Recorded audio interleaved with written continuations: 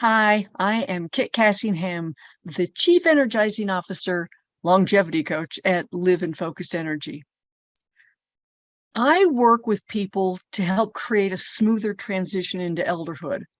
I transform the fear of aging so that people can live the lives they want more vibrantly and passionately, more purposefully.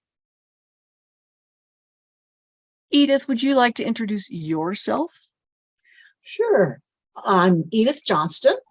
Obviously, I'm a rehabilitation counselor. My focus at this time, because it's varied over the years, is well-being. How do we engage with ourselves and help ourselves to be at our very best? And that means both mentally, emotionally, physically, and spiritually. Just how can we have joy and thrive in our lives in any phase of life that we're in right now. And so my whole concept is to help facilitate that with others, to recognize what they have available within themselves so that they can empower their lives. Excellent. I think our backgrounds and interests are going to set up for a fascinating conversation. And today's topic is fail to succeed. And I want to start with a story that I think exemplifies my perspective on this topic. Years ago, I realized that my grandparents had outlived their parents. And my parents were in the process of outliving their parents. And I thought, well, with this progress, I'll outlive them. So I decided I'll make it to 120 easily. And then one day I said, oh, you're setting your sights way too low. You should be willing to go for the gusto, shoot for the moon.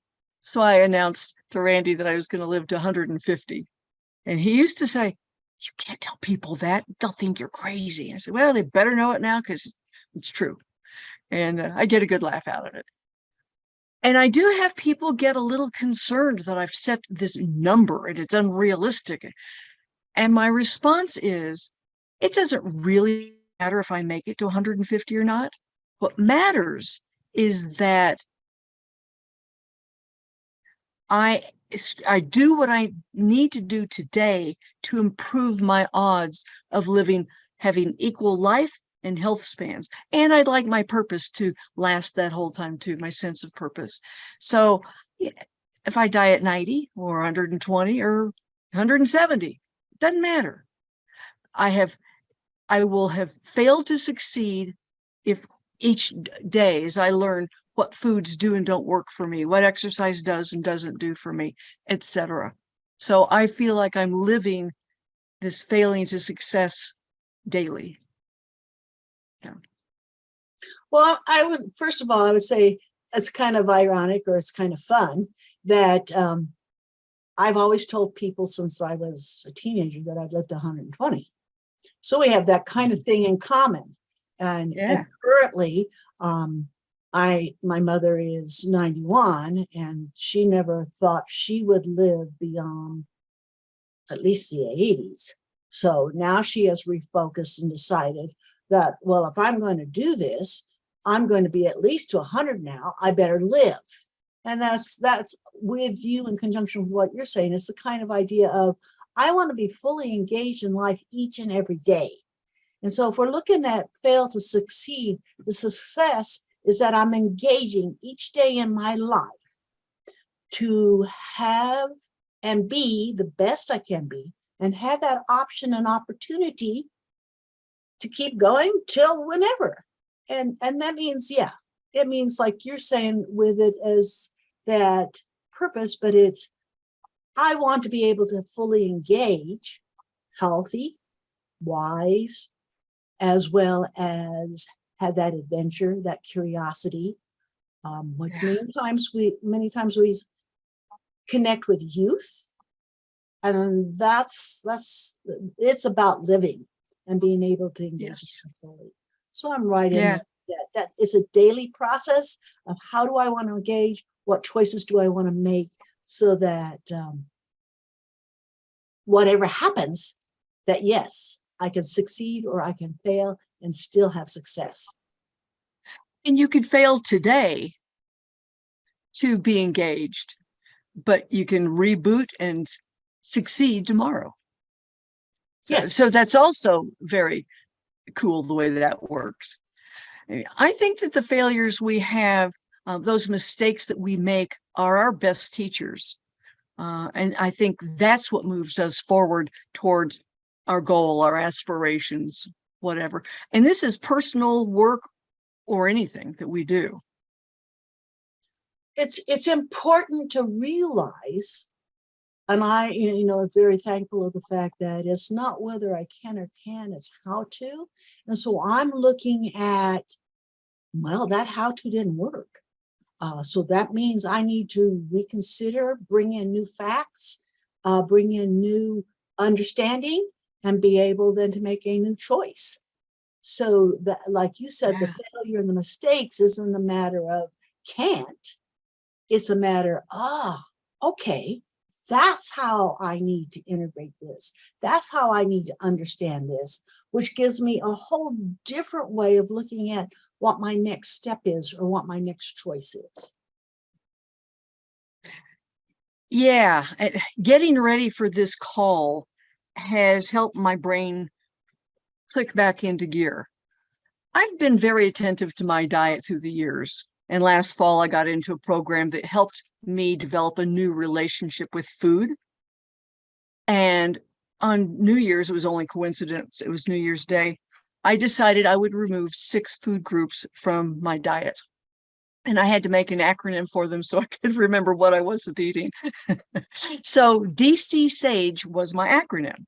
That stands for dairy, caffeine, DC, sugar, alcohol, grains, and eggs. I didn't have any of that for 2 months. And then I decided, well, with this trip to Italy coming up and not knowing what foods would be available as I walked along, I better start introducing these things again. So if there's a problem, I know it when I'm not out on the trail. So I started with eggs because that's a pretty common food around the world to serve and to eat and stuff. And after a week, I added the caffeine and kept adding stuff little at a time. The sugar and the alcohol were the last to add, and they blew all my care. I just go, oh, there's some sugar. Oh, there's a drink. Oh. And I kept saying, you got to cut this out. Because part of what I'm trying to make sure, my mom had dementia, maybe Alzheimer's, never diagnosed. And I have the same sugarholic tendencies she had or habits. And so I want to cut that now so that I don't have that, because her body died at 91, but she was gone for 10 or 15 years. And I don't want that. Mm-hmm. So as I was getting ready for this, I thought, oh, that's right. Your goal is to have longevity, equal life, health, purpose. So you really got to cut it out, kid. And it's been easy ever since that. So I'm tickled with that. I failed big time there for 2 weeks. Mm-hmm. And now I'm back onto success. And that's the whole idea, is to be able to make those steps. Food is one of those things that I'm going to have to look at addressing differently, because the way I have addressed it hasn't worked the way I desire it to work. All right. Exactly. When we look at what that means relative to, again, longevity, we look at our success. What are we determining that as our success? And that is, as you're saying, the longevity is, how do I engage? How much can I engage? How can I be consistent with my well-being? Then food makes a big difference. And it's just one of those factors. I have been conscientious of it in a nutritional way, and things like that. But there's some things I need to look at and change, because I'm not where I want to be, and I know factors that are contributing to it. Like you said, that the sugar and the alcohol type things don't work. I found out different things too along the same similar lines. but it wasn't, again, that you can or can't. It's not either, it's not an absolute. It's that I have found that it doesn't work for me.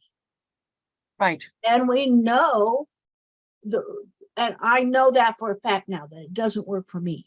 We understand there's certain sciences there, and those are things that are advised, and there's mixed messages on alcoholic beverages, but sugar just is out of this world. Isn't there? Oh, yeah. Yeah.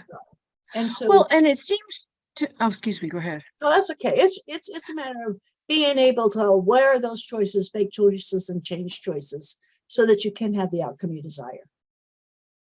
Well, and I was going to put this into your field of play with rehabilitation, that it depends on, I mean, it doesn't matter what the rehabilitation is that you're working with, that people will succeed and fail moment and at a time, day at a time. And as long as they're willing to stand up and keep trying, they'll succeed at whatever their goal is, if they keep that motivation going.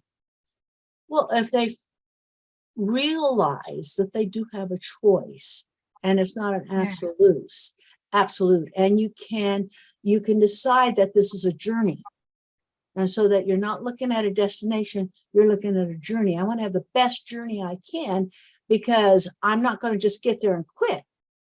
It's about rehab. We're looking at, again, in involving ourselves in well-being every day at the best we can.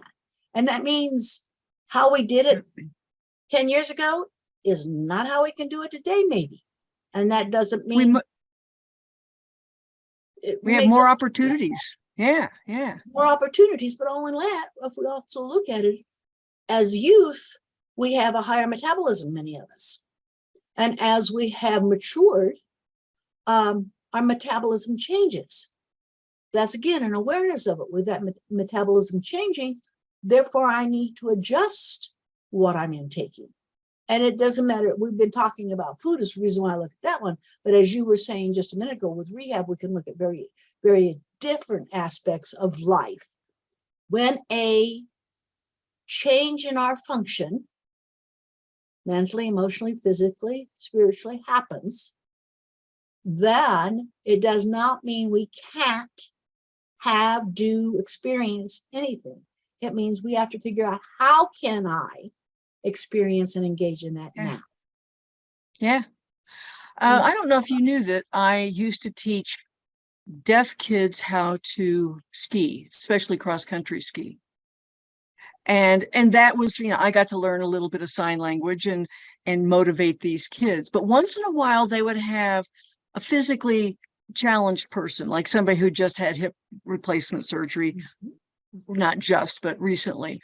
And so I got to help them learn how to stand up when they fell. And they didn't say, oh, fell down, I can't ever get up again.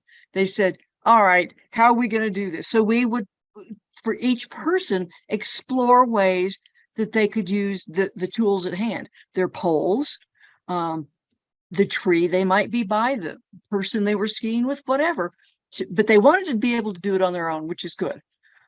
It was fascinating and fun. It taught me a lot. I know people who have not done as much physical therapy practice after knee surgery or knee replacements. And because they didn't do it after the surgery, they didn't build the same amount of flexibility and use that they had before. And that's I don't know if you do that kind of rehab, but maybe you do for mental rehab on knee stuff, but anyway. But see, the whole thing with the rehabilitation is I'm looking at the whole person. And so then I have worked with the physical limitations, mental limitations, from minor ones all the way up to major ones. And that's all about, no, I can't do it the same way I did it yesterday. And aging is part of it. For those, if we aren't concentrating on that health component for longevity and keeping that in balance, then some of our function does decrease, because you don't use it, you lose it. So Boy, you got that right. we don't, and that's not a failure. I mean, our body is failing, but that's not a failure for our success. It's a matter of how can we use it? How can we do it differently? And how can we then go on? And part of my experience with that too is the fact that I have a brother that has cerebral palsy, and also and he's visually blind, technically, legally visually blind, and yet he for 10 years taught high school students how to build and fix computers. And so the question is, well, how did he do that? With lots of creativity and lots of figuring out how to, versus saying I can't. Yep. His hearing mindset is huge. And failure isn't the end. It's a beginning. If you have the right mindset, an open mindset, an infinite mindset, and if you apply curiosity, which your brother has, my ski students did. And it sounds like you and I are also applying curiosity. I heard you use that word. Yeah. And we're looking at the fact that life happens. We have certain experiences, but that doesn't have to define us. So again, good point. If we're looking at, as we've been talking about mistakes and failures, we've looked at, there's the stats out there from many, many different scientists that they failed at their outcome they desired thousands of times before they succeeded. And you've heard the story. Thomas Edison didn't fail 10,000 times. He learned 10,000 ways to not make a light bulb. Correct. That was the thing. He had different information. He had different input. He had different facts. He had different considerations to look at. Yeah. He found out, well, this isn't the way to do it, but wait a minute, then that means we need to look at these other 3 different ways. And that's the same way with any of us in our lives. As you were putting food back in to your diet, these were working okay, that was flowing, put that one back in, and it threw me off all the way. I mean, I'm having similar ones, not as specific as yours yet, but similar things that I'm going, okay, that's not working. And so, okay, that means that's either I have to minimize it or eliminate it. And either way is okay in order to achieve where we want to go. If you learn to play piano and you aren't a naturally talented person at it, it takes practice, which means you're going to hit the wrong note quite a few times before you actually get the full melody flowing. Yeah. That wasn't failure. That was learning. Yeah, sure. That was exploring. And that means having applied ourselves, we can learn and we can move forward and we can go ahead and have a success. And that is exciting to me. My first business for a long time, I felt I had been a failure at. I'd been very successful. And then I made some judgment errors and my business kind of came crashing to the ground. And I felt awful for a while, going, oh, you're such a failure. You just aren't capable. And then one day I go, no, I wasn't a failure. I've learned, don't make that judgment error again. And pick up. I was too embarrassed to try and get back into that field. So I just have morphed my way to where I am now. And that feels okay. I've had numerous careers and not one of them was a failure. They were all successes in their own ways. They taught me things and have helped me build my knowledge, my flexibility, my mental flexibility, and probably physical. And that's part of what I meant when I said, let's talk about fail to succeed. I feel I'm better at what I do now because of the other learning opportunities. And when I was a bed and breakfast innkeeper, I was better because I had the diverse background from my high school and college years to help me tweak what I was doing at the inn. Yeah, and if we approach things that we're on a journey, and we don't have to achieve a destination, we don't have to be perfect in what we do and perfect the first time, then we bring in all those other experiences and we look at mastery. And one of the things that George Leonard says in mastery, and what his presentation is, the journey of mastery is ongoing. There isn't an end to it. You have a different level, but you have ups and downs, which means you come down, you recognize that, you have to have that awareness. Okay, this is not the direction I want to head. This is not the level of performance I want. This is not the level of engagement I want. I'm not learning what I want to learn. I'm not performing at the way I want to perform. So, okay, we make a correction. We make a different choice. We add different information in. But we also have to remember when we hit the plateaus, which is even ground for high achievers or people that are looking at destination, one of the most frustrating things is a plateau. And yet it feels like a failure to them. Right.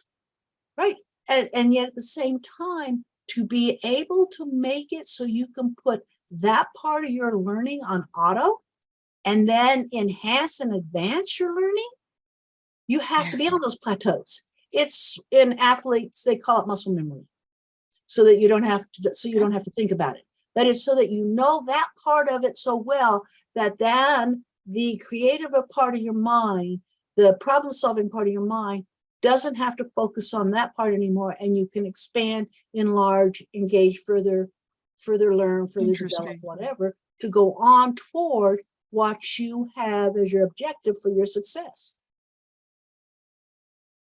Good points. I like the way you framed that and presented it. Yeah. And I was going to say, I was thinking while you were saying that we're the captains of our own ships. We get to decide what we're doing. And then I thought, yeah, the captain of the Titanic was the captain of his ship. And the fatal error he made was to not listen to the advice of others. Don't go into those waters. Slow down. And nope, I'm the Titanic. I can do what I want. So learn from him.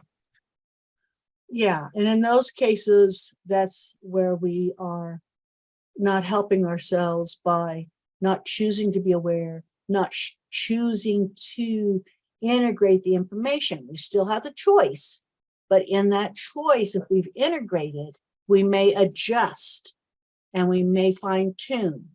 And that allows us to do that prior to major mistakes or a major fail where we have to really regroup.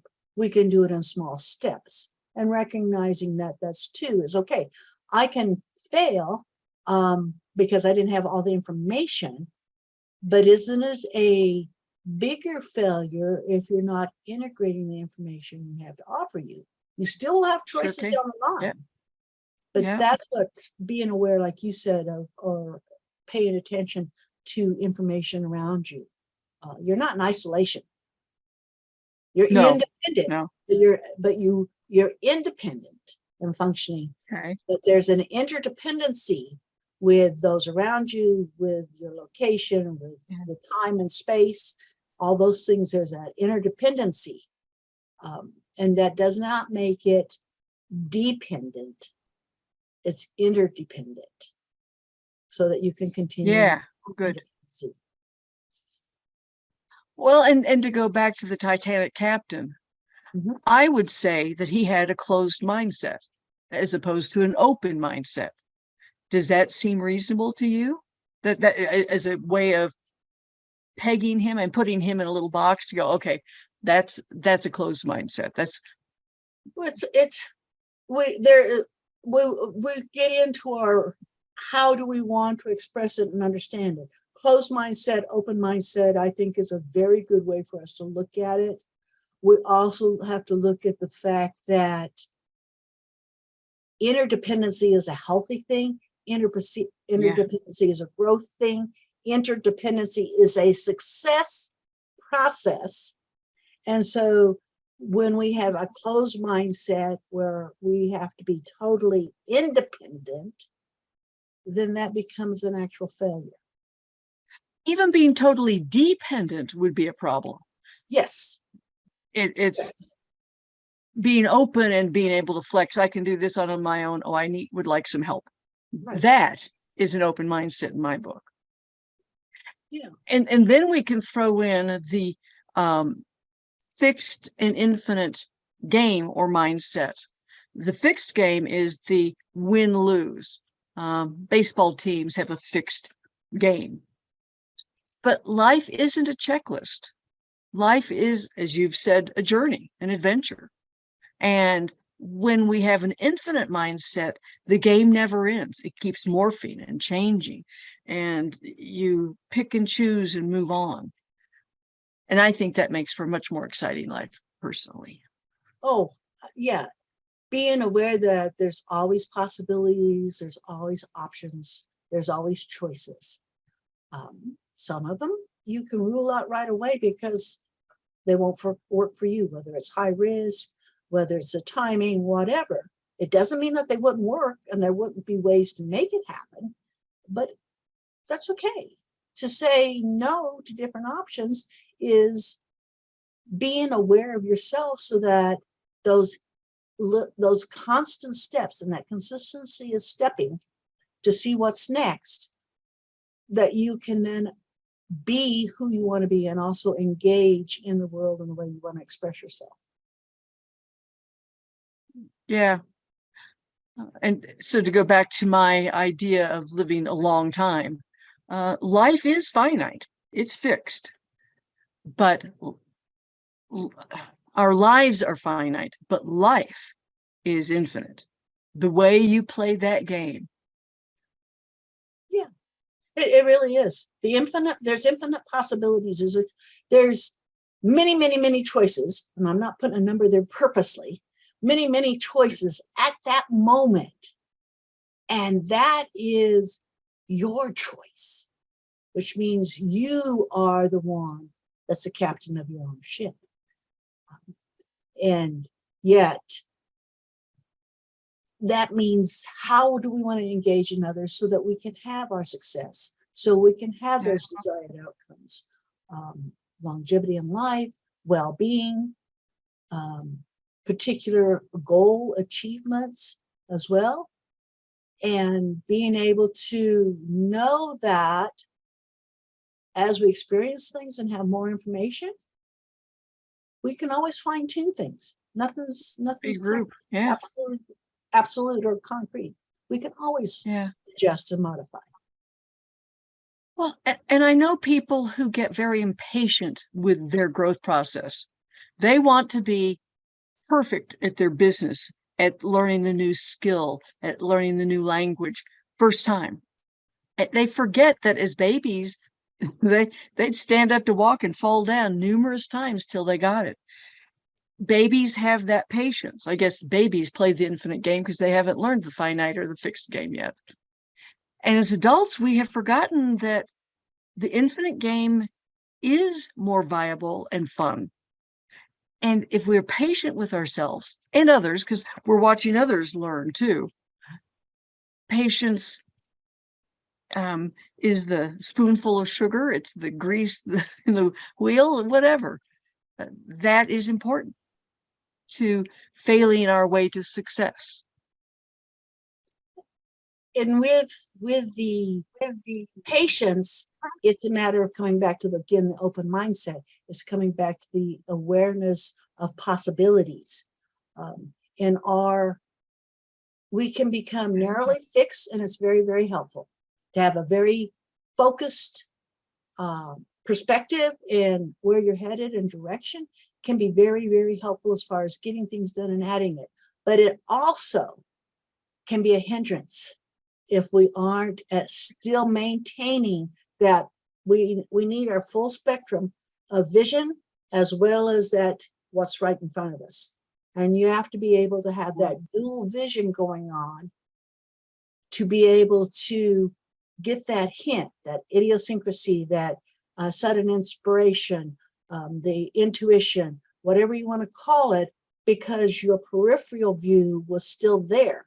As if you're driving, you need to know where you're going down the road, but you also have to have that awareness of what all's going on Right. around you. And through that, then you can adjust, fine tune, have the flexibility, and also be aware of that patience isn't only about your control of things, but is having that awareness of what else going around you that isn't in your control. And so that you can be able to then, okay, this is the step I can take right now. I have to have this, this, and this, which requires patience. It also requires that singular focus to know where I'm going, to be able to add that information in and adjust it and be able to move forward. If the Titanic captain had switched his route a little bit, slowed down, went the route around instead of going straight through the middle type thing, he would have accomplished his goal, which was to have this fantastic voyage with everybody living the life. And otherwise it interrupted again by not keeping that wider, broader perspective, which also meant independency, being able to hear from others. Because if you can't have it all, you don't listen, you won't be able to see what options to do. And superiority, rank and file sure can get us closed-minded and fixed in our mindsets. We see that in numerous ways, but yeah. And I do love your driving analogy. We have to watch where we're going. I don't drive like this. And if I did, you wouldn't drive with me. But I do have to be aware of the kamikaze deer that are on the side of the road and could jump in front of me any second. Or if I'm in town, the kids or the pets that could be getting in the way. The driver in the other lane. Yes. Or the driver that was supposed to be in the other lane who's coming into yours. Yeah. So you want all of that. Yeah. That's good. Yeah. So focus makes. Patience is important. Patient is a cultivation of that, knowing that I can do what I can do right now, but it is all not going to be done yesterday.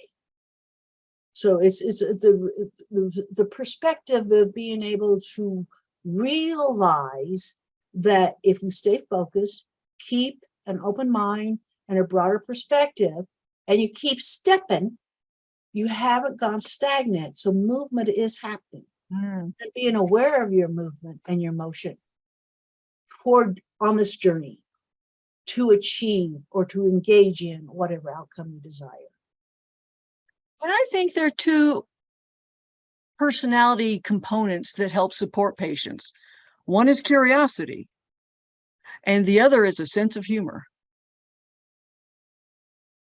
Support facilitates, because it's a matter of going, first of all, everything isn't all in your control. Second of all, which we have recently talked about, is looking at challenges and things like that. We don't have everything in our control. It won't all happen at our time. So by being curious, by being patient, by looking at these things, we can continue to make choices and laugh. Laughter just releases stress, which then means we're greater energized to be able to engage. So we could look at failure as one of the things if we don't maintain our well-being to be able to engage. And that means we need to laugh a little bit because a lot of it. Yeah. We need to be able to laugh at ourselves and going, that was a learning situation. That wasn't quite the way I expected it to come out, but okay. And being able to look at that and saying, all right. And I think when we come back to these mindsets and perspectives too, is that recognizing the curiosity or the childlike manner of wonder. Yes, and awe. Yes, it's something we need to be bringing forth to be able to actually have success. And that's when we talked about the baby falling. The baby, if it falls on its butt, many of them will laugh, and then they'll roll over and get back up at it. And then sometimes they'll do it deliberately because they get you laughing too. And so that's that engagement. That's why they do. I wondered why they did that. The sense of humor helped. I was cross-country skiing with some friends, and 3 of them were up ahead of me. And I thought, I'm just going to ski in behind this one friend, put my skis between his, and that will push him down the trail. It knocked me down and him on top of me. And we lay on the ground laughing our heads off. I cried. I was laughing so hard. And then we got up and skied on. But it was a great plan. It just didn't work. Well, yeah, you're talking about cross-country ski trips. My first cross-country ski, first time I cross-country skied at all, is I went out and skied 15 minutes in a circle to figure out what cross-country skiing was about, put a 50-pound backpack on my back, and we skied in miles. The one thing I learned, and it's a good thing I had a little sense of humor, was how to get back up on my skis with a pack on. That was the best thing I learned that whole trip. And you're like a June bug. Help. Yeah. And if you don't have that kind of just kind of joy about it, it's hard to get through those learning curves. Absolutely is. Now, going into learning curves is another interesting situation. Have you ever noticed how the language people use makes or breaks their success or creates their failure? Oh, that store won't have what I want. Well, how do you know? Have you asked? No, because they won't have it. And so you can go with that and not get what you want, or you can say, I'll walk in or call, and they do have it. Good.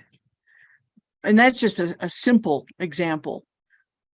But language makes a big difference in anything we're doing, how we perceive it. And that's why I was emphatic when I say it's not about whether I can or can't, it's about how to.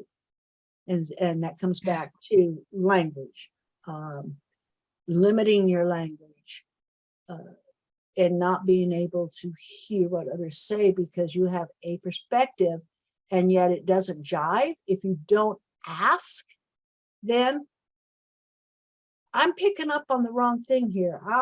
Can you tell me a little bit more?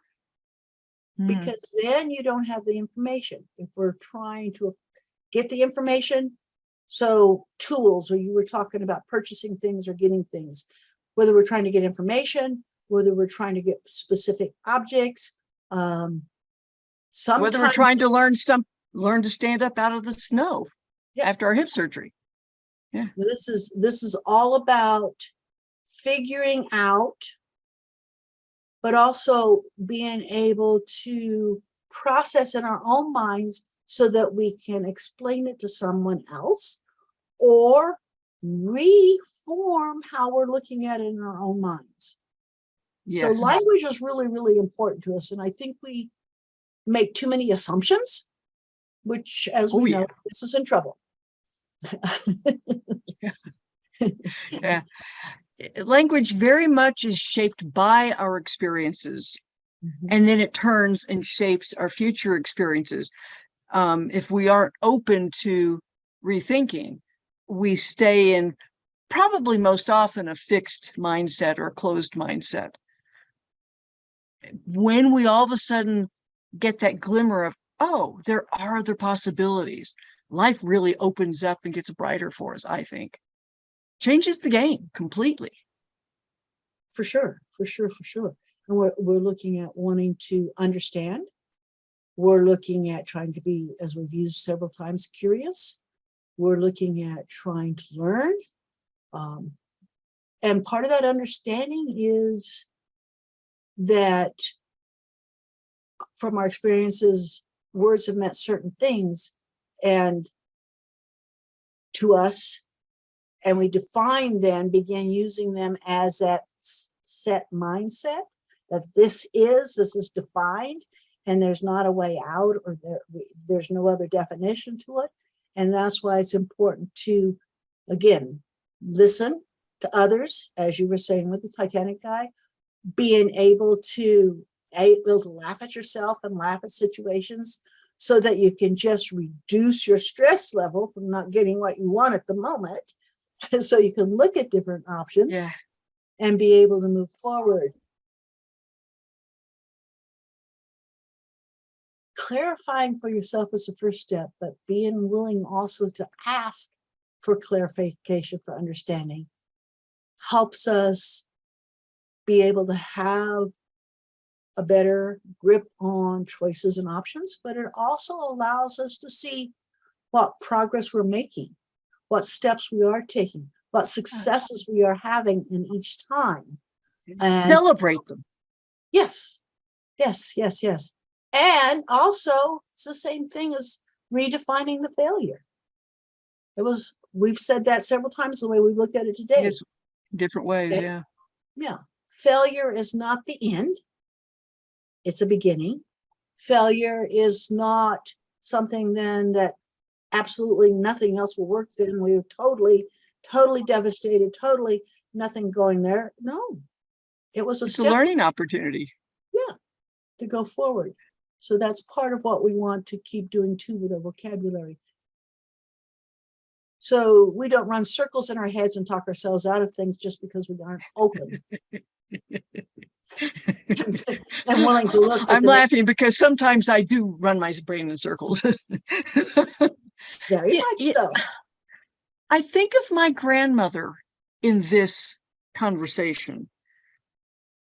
She was widowed at the young age of 44 with 4 little kids, 3 teenagers and a little boy. And she had a can-do attitude. She took care, made sure everything worked and flowed, and those kids all grew up and were successful in their own various ways. And the older she got, the more fixed her mindset.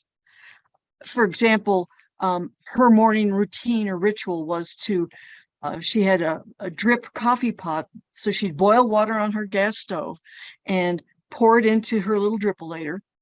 And she'd make her piece of toast and have her little bowl of Special K cereal.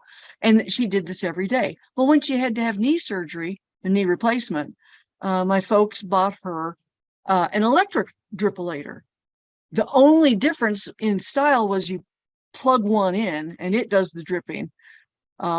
Much simpler. She said, I can't do that. She couldn't figure it out. So she went without her coffee for a while. I don't know how long. And the older she got, the more that became an issue. When she had a colostomy, she was on such pain meds that she was oblivious to what I'd go visit her some days and she'd be a blushing bride with her boyfriend and having a baby. she'd be visiting her childhood friends. I mean, I never knew where she was going to be when I'd go visit her. I was there the day the nurse took her into the bathroom to yet again show her how to do the colostomy bag. And I called Mom and I said, this isn't going to work. Grammy's dead. She's not going to put up with this. She was dead within a week. She did not want anything to do with that bag. And I thought, that's such a shame. But maybe she'd lived all the life she could, having been a widow for so many years and living on her own. And she was just tired of fighting. She didn't want one more thing. So maybe that made sense for her. But I was still deprived of a grandmother. Yes. Well, and we can do that sooner versus later. It doesn't all have to be about age. And that comes back to your mindset, as you said earlier. But it also can be the fact that we also might have had more than one thing going on at that moment. You know, the will to live is there. The ability to learn is there. Routines are ways to be able to manage day in and day out if we have certain limitations that are beginning to take place.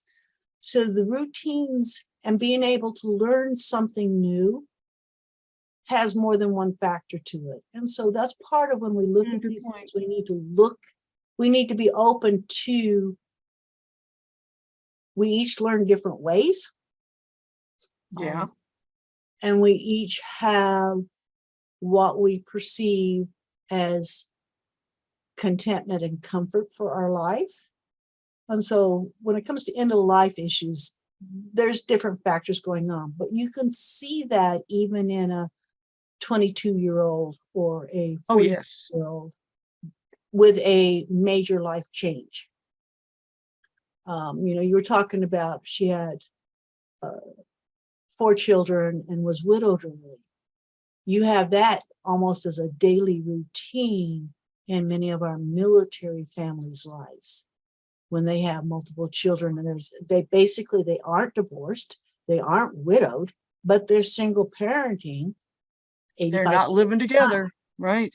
85% of the time. And it creates those dynamics.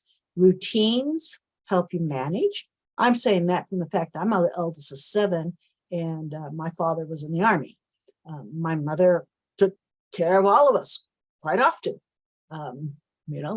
In order to help, you talk about a routine, in order to help, when we got on the ship, my dad was in Brazil coming back. No, he was in Chile going to meet us in Panama.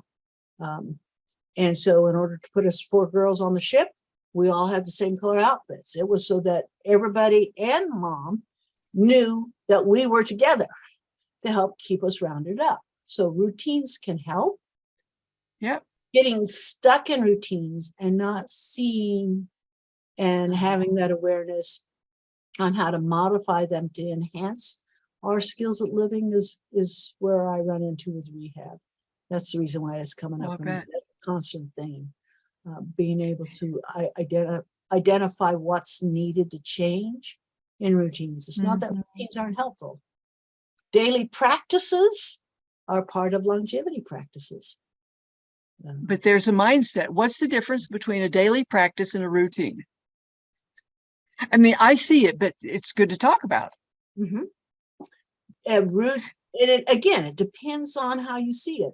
Having a routine that means I keep my daily practices in there. For others, if I have a routine and anything's out of my routine, then I've lost control and I can't function. Yeah. And so, yeah, you're right. And that's words. And that's what we were looking at either. How do we look at those words? And it impacts us as far as then, if I'm out of my routine, then I'm failing. If I didn't do my daily practice, because I've labeled it as a daily practice, I have failed. And as you said earlier, no, it's about, we can say, all right, I didn't get it done today or at this time. I'm aware of that. I'm going to do it now because it's important to me. It's something that does facilitate what I want, so I can do it. But we don't have to go into that perspective of that we're failed, we're devastated, we cannot do anything now because, see, I couldn't even keep my daily practices, or I couldn't even stay on routine. I'm a trained high performance coach, and I learned that my husband has ADD, and in reading about ADD so I could be a better spouse to somebody with ADD, I realized, oh, I have a different flavor of it. Oh my goodness, if me with my high performance training struggles with productivity and life issues, imagine all the other poor people out there who don't have that training. And I was looking at all the different ways of scheduling our lives. And everybody's got a good planner, program, or routine. And I tried them all, and they just didn't work for me until I chanced across a blend of these things, which was, I have my daily to-do list, and it becomes a mind map of, oh, in addition to talking with Edith, I need to do this first. Okay. And because I, at least then, was an EMT, all that had to stop if the pager went off. So rather than saying, I've got to do this pre-stuff for Edith at 11 o'clock, it was, I'll try it at 11. And if it doesn't happen till 1, that's okay. And I became much more relaxed, more productive. And for me, it is the perfect way. So I've got a routine and a practice that I call it flex productivity, a flex schedule. And that works for me. Yes. And for each, finding out what works for you is important. And as we're looking at this failure to succeed, we want to look at being able to find what works for us. Because then, as you said a little while ago, we can celebrate each time that we succeed. Okay, that worked. I've got those 3 things done. And I didn't even know if I would get to the second one. And being able then to design, like you said, design what works for you. I have a different system and it works for me. But one of the things when I work with people, especially since I've worked with brain injuries, is a matter, again, we set up scheduling and planners because it's one of the ways that they can manage their own life and be more independent, make their choices and have their successes. It's not a matter whether they can or can't. It's not a matter of failure. It's how can they?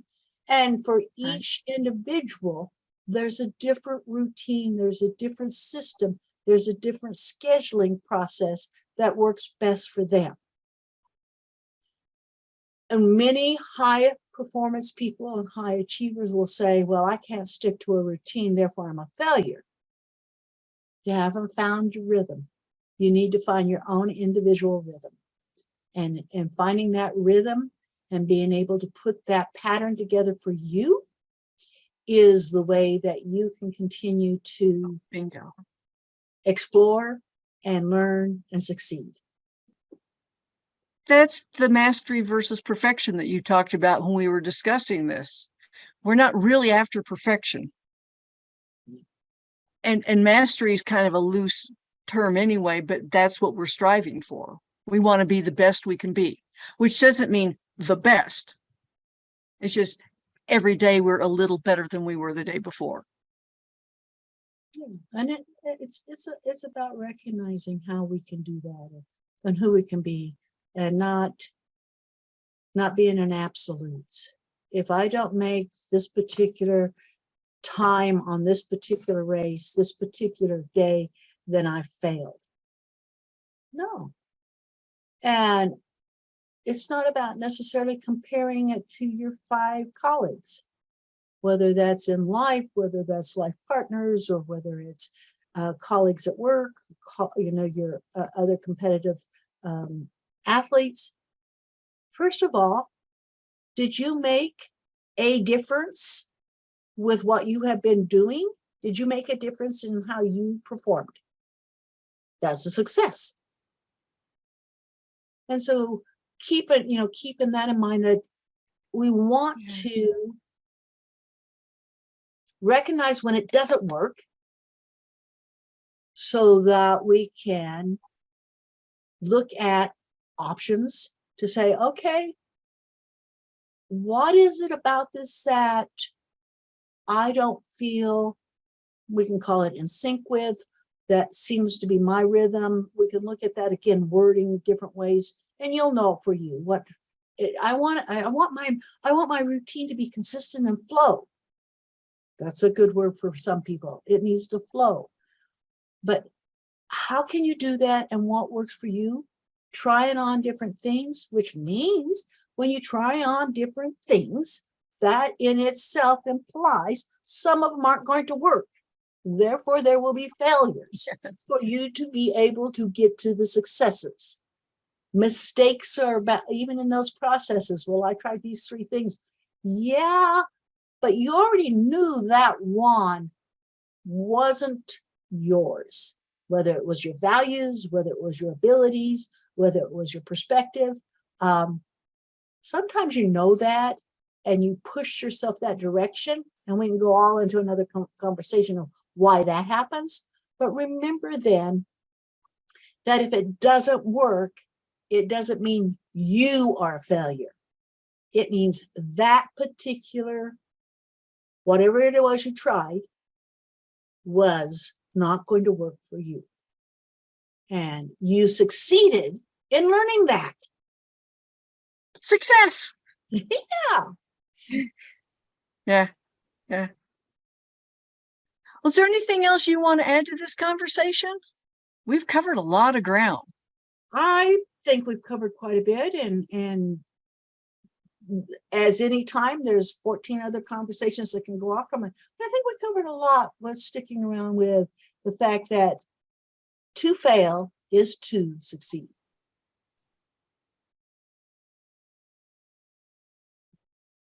And I'll add to that, and maybe I just am repeating what you said, that we succeed better when we go into our path planning to fail, because we're trying new things. And I don't say that we're I guess I would word it a little planning, knowing we will. Okay. Knowing we will. And we're open to that. We're open to that. And we're open to that. Yeah. Yeah. And that comes back to one of our things we've talked about too, is just words make a difference. And someone else will say it 14 different ways. Thank goodness there's variety, which is another one of my mantras. Variety and curiosity, adventure, awe. Yeah. Well, this has been a great conversation, Kit. It has been. Do you have anything you want to offer the listeners? I'll put it in the comments in the show notes on YouTube and on on YouTube. I have anything? I was reviewing a lot of my materials today, and I didn't have a specific one for today. Okay.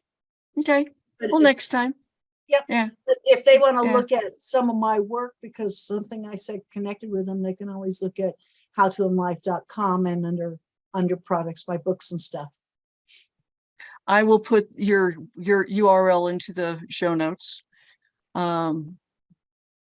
So again, I'm Cassingham with Live in Focused Energy. I'm a longevity coach, and I like to say I'm the chief energizing officer. And my mission is to inspire people to take better care of themselves, so that the extra years that we're all getting are healthier, and they're healthy and purposeful. I transform the fear of aging. So along the lines of the purpose, what I have to offer is a YOS discovery session. And you can get to that at liveinfocusedenergy.com/why. That'll be in the notes also. And that's all one other thing I have is that our next call, at least at this point, the topic is going to be the cycles of life, or cycles of life. That should be an interesting call too. And hopefully Alex will be back by then. So anyway, it's good to talk with you, Edith. And I'll look forward to more conversations with you.